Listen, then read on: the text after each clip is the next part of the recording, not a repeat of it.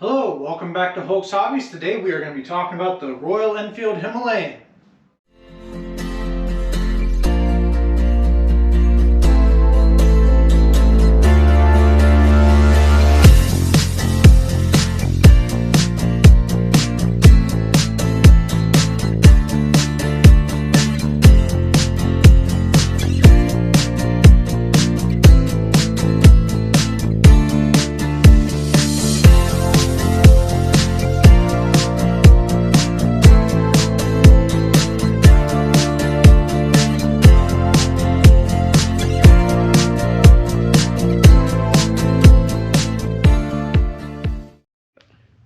Alright, welcome back. We're going to be talking about the 2019 Royal Enfield Himalayan. This is a 2019 model, like I just said. Very basic as far as what's added on here for the most part, except for it has a little bit of crash protection added to the engine mount area, which is super helpful. These are kind of just the standard go-to crash protection mounts. They only have the 2 bolt locations, one here and one here. And if I was able to show you the other side easier, the other side actually is a little bent from when I dropped it off-roading a couple days ago. Again, this bike is not the best for off-roading, and the biggest reason it's not the best for off-roading actually isn't because of the way it handles. It handles great for off-roading purposes. The tires are decent enough for right now for off-roading. They could use some better muddy tires or more knobby tires for getting down gravel and mud, but the biggest reason is this base plate here, the protection skid plate on the bottom, is really low. You can see there's not much space between the ground and where the exhaust comes through and where the skid plate is attached, which is right here. So if you were to measure that on its angle, it's on the angle like this, it's approximately 10 inches. But if we were to bring it straight up like this and have it straight, we're looking at just about 8.5 inches. It's not a lot of space. So you're talking between 8 and 10 inches depending on the angle you're on the bike. The lowest point on that's going to be lower than 8.5 inches. So it doesn't have the clearance to get over like larger rocks and boulders and things like that. All that being said, it handles pretty well on the dirt and everything. I've been really happy with it. This specific bike has actually gotten me quite a few places. I've done quite a bit of adventuring around the lake that we live near here, and it's gotten me down dirt, gravel roads, obviously tar and chip, asphalt, all that kind of stuff. It goes down that without any problem. On the gravel, it will kind of shake and shimmy on you a little bit because loose gravel kicks out underneath the tires. And these aren't the knobbiest tires, but they do pretty well for what it's asked for. And then as far as the off-road capability, I can't say I'm that unhappy with it because it does pretty well. I mean, obviously, like I said, with that clearance, that's a big issue. But going down off-roading, you can have a good time with it. You can take it slow and easy. And there may or may not be a video coming about off-road, so keep your eye out for that. But all this being said, it's not a dirt bike. It's not designed to like rip down the trail fast and furious. This is more designed to kind of tractor along, and you'll see in that video that may or may not be coming of me tractoring up some hills, tractoring across rocks. It takes it slow. It's more about the torque instead of the horsepower and the speed to it. Most of the power transfers to torque. You get on a hill, you put it in first gear, and you just kind of trundle up the hill and it'll tractor right up it.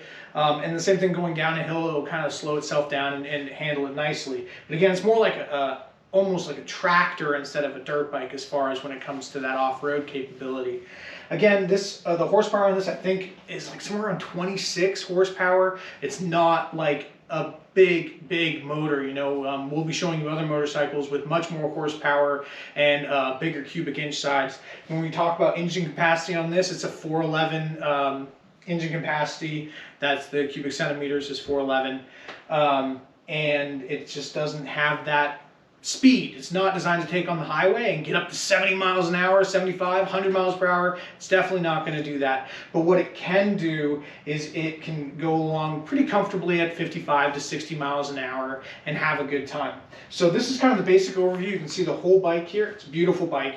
All my bikes are black. It just kind of ends up being that way. I don't really know why. It's just all of them are black. So you'll see all of them throughout these videos.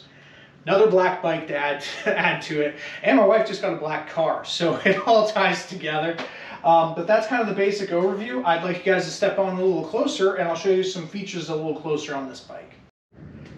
All right, so this is kind of a close-up of the bike. We'll start from the bottom up and work our way up as if we were doing like an inspection on the bike. But starting with the tires, like I said, they're suitable for the bike. They're not great off-roading tires on them right now. I think they're Pirellis on them right now.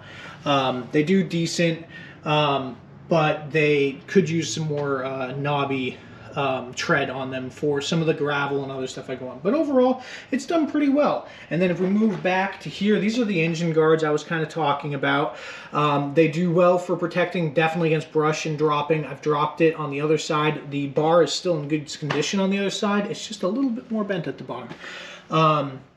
But overall it does really well. And then here's your brake lever. I have heard of a lot of people having issues with the brake lever bending, more so issues with the, on the other side with the shift lever bending, but I haven't had that issue yet. And here's that other engine bracket. As you can tell, it's not as straight as the other one, but it still does the job. And then here's your shift lever. It's pretty small, so if you have big feet like me, it's kind of hard to get a good foot under it to do your shifting, but it does decent. Nothing that you can really complain about. And then here's a good picture of the entire engine assembly and everything that kind of goes with it, some of the spec information on there. And then the exhaust comes out here. The exhaust comes out pretty high, so it does kind of allow for some possibilities going through mud. Again, with the tires that are on here, these Pirellis do okay, but they need more knobbiness to them. Maybe it's my riding style, or maybe I just need a better skill set, but I think with knobbier tires I'd have a better luck off-roading. And as you can tell, the bike as a whole, super pretty bike. So if you like bikes for aesthetic purposes, this is one of those bikes that would look just like you could ride it into the 1940s because of the style that it has. So I really do think this bike is super pretty. On top of that, it has these little intricacies. I kind of think of it as the Jeep of motorcycles, because, you know, Jeep plasters Jeep onto everything on every part of the motorcycle. This one has Royal Enfield here. And then in the decals, it says Himalayan. I actually took a picture of this part here where it says Himalayan, and I couldn't tell for the first couple of days of owning it that read out Himalayan. I just thought it was a cool decal. I took a picture of the bike, and I was looking at the picture going, this says Himalayan. I sent it to my wife, and she's like, obviously that says Himalayan. She saw it right away. Of course, she has a graphic design mind and I do not, so she's much better at that than I am. And here's another cool thing, you know, embedded in here on the protective plastic plate, Himalayan as well. So that's just some of the cool decal aspects. Looking kind of at the controls are pretty standard. Nothing super elaborate, but the controls are relatively standard. On this one, it doesn't have the hazards. The hazard lights come in the later models. This one has just the regular turn signals, which operate just like every other turn signal on a bike. Nothing super elaborate there either. And then this has a cool, they call it electronic choke, but really what it is, it's not really a choke because this is a fuel injected engine, but it does help choke the engine if you pull this back as you start it up. And on cold days, you kind of have to hold it back for about a minute to let this go ahead and get the full choke. And then it will run okay. This one also has aftermarket heated Oxford grips on it. I haven't tested them out too much because it's been relatively warm when I've ridden it, but it does have that. The dash as a whole, really straightforward, and it has some of the idiot lights, as my wife calls them.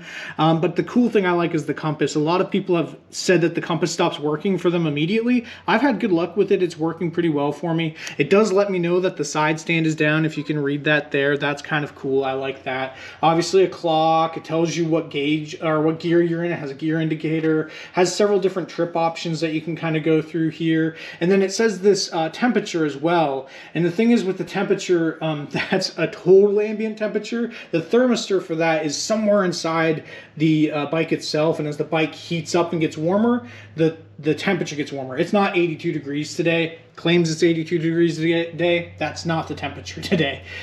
So that's because the bike has been ridden a little bit, and because ambient temperature with the shop I'm in kind of says that. And the key with this, I know this is a weird thing to talk about, but I have this thing with keys where, like, if I have a vehicle with a key or have a key to something, it feels much more like ownership than a fob. And I really like the keys. This is kind of a cool looking key. It has like all the Royal Enfield stuff on it since 1901. And then this is a shout out, this keychain, which I actually just purchased not too long ago. This is a shout out to Cool Springs Leather Cool. They make awesome keychains there. Steven does a great job. Keychains, specialized wallets, all sorts of cool stuff. So if you want to check Steven out, check him out at Cool Springs Leather. That's a cool place to check out. Small shout out to him. And then, like I said, the bike as a whole, great bike. It does have a cable clutch, which I like cable clutches a little better than the hydraulic clutches. One less thing you have to worry about. Then it has the typical .4 brake stuff. The front brakes are soft. They are pretty soft. The back brakes grab much nicer, but the front disc brakes, as you can tell, are disc brakes on here, are pretty soft, but still enjoyable. The suspension is also soft. If I were to push down on the front forks, you can see that it moves quite a bit on those front forks. And then the suspension on the rear is the same idea, where it's pretty soft. But I have yet to have an issue where I bottomed out the suspension. So again, this is the Royal Enfield Himalayan. I hope you all enjoyed this video, got lots of information from it, and I hope you all have a good one, and God bless.